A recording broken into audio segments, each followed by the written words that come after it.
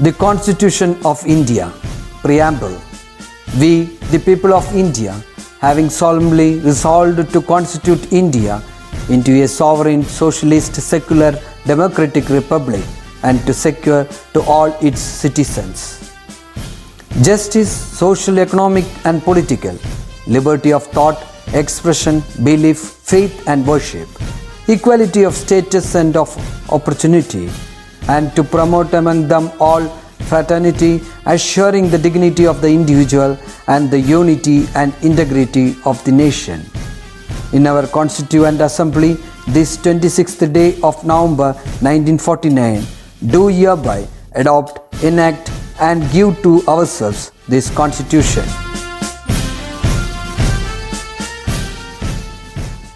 Hello my dear children, welcome back. In the previous class, we discussed the poem Somebody's Mother, where an old lady was standing helpless to cross the road. Nobody was there to help her, and while she stood at the crossing helplessly, a group of students came there, isn't it? Now what do you think would have happened? Let us see. At last came one of the merry troop, the gayest lad of all the group.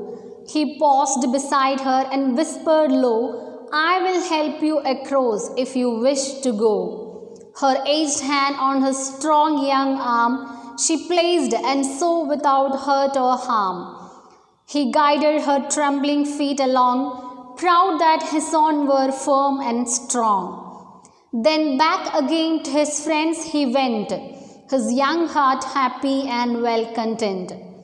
She is somebody's mother, boys, you know, for all she is old and poor and slow. And I hope some fellow will lend a hand to help my mother, you understand.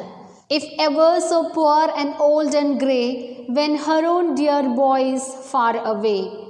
And somebody's mother bowed low her head in her home that night, and the prayer she said was, God be kind to the noble boy, who is somebody's son and pride and joy. So, at last came one of the merry troop, the gayest lad of all the group. He paused beside her and whispered low, I will help you across if you wish to go. As we said earlier, from among the group of students, a happiest boy came forward to help the old woman. Gayest means happiest, and lad meaning boy. Okay, so the boy stood beside the old woman and he asked very softly to her whether he could help her to cross the road if she wishes. Okay. Her aged hand on his strong young arm she placed, and so without hurt or harm he guided her trembling feet along, proud that his own were firm and strong. The woman placed her aged hand on the young boy's arm, and without hurting her or causing no harm to her, he guided her along. Her feet were trembling while she was crossing the road, but the boy was so proud that his hands were strong and firm, and also that he could help her. Okay. Then back again to his friends he went, his young heart happy and well content. She is somebody's mother, boys, you know, for all she is old and poor and slow. And I hope some fellow will lend a hand to help my mother, you understand. If ever so poor and old and grey, when her own dear boy is far away. After leaving the lady aside, the boy went back again to his friends with happy and well-contented heart. Content means satisfaction, samtrupti. Okay, the boy now told the other boys that this old woman may be somebody's mother who is old, poor and slow. And he hopes that there would be someone to lend a helping hand to his mother when she is old, poor and grey, when her own son is far away.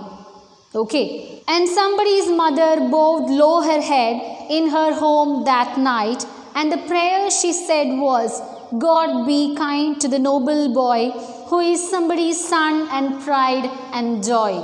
So, the boy was blessed by the lady. That night at home, the old woman prayed to God to bless the noble boy and to be kind to him, and that he is somebody's son, pride and joy. Is it clear, children? Okay, so what message do you get from this poem? Yes, if you help someone without expecting anything in return, God will help us. And the boy in this poem is an epitome of love and kindness. So, children, see that you also follow the same attitude. Okay? I hope you understood the poem and the message it conveys. Now, let us move on to the activities of the poem. Let me introduce to you couplets in poetry. A couplet is a pair of lines that rhyme with each other. For example, nature puts on little shows every time it rains or snows. Here you can see that the two words shows and snows rhyme with each other. Right. In the same way, look at these two lines. My kitty cat is so soft and sweet, especially when she wants a treat. Here also the two words sweet and treat rhyme with each other. Such pair of lines which rhyme with each other are called couplets. Is it clear, children? Okay. Next is a type of poem called acrostic poem. An acrostic poem is one in which the initial letter of each line spells out a word or a phrase. Let us see an example. Okay. Look at this poem. Mother is a precious jewel. Oh mother, your love is deeper than oceans. True love and affection in full, having a heart of gold inside. Every day your blessings save me. Repay it I can never. Here the word used is mother. And you can see that each line of the poem begins with the letters of the word. Is it clear? Such type of poems are called acrostic poem. Is it clear, children? Okay. Hope you understood what we discussed today. Now it's time for your homework. Write an acrostic poem using any word you like. Okay? And that's all for the day. We'll meet you in the next class with a new chapter. Study well and do your activities on time. Okay? Take care and thank you.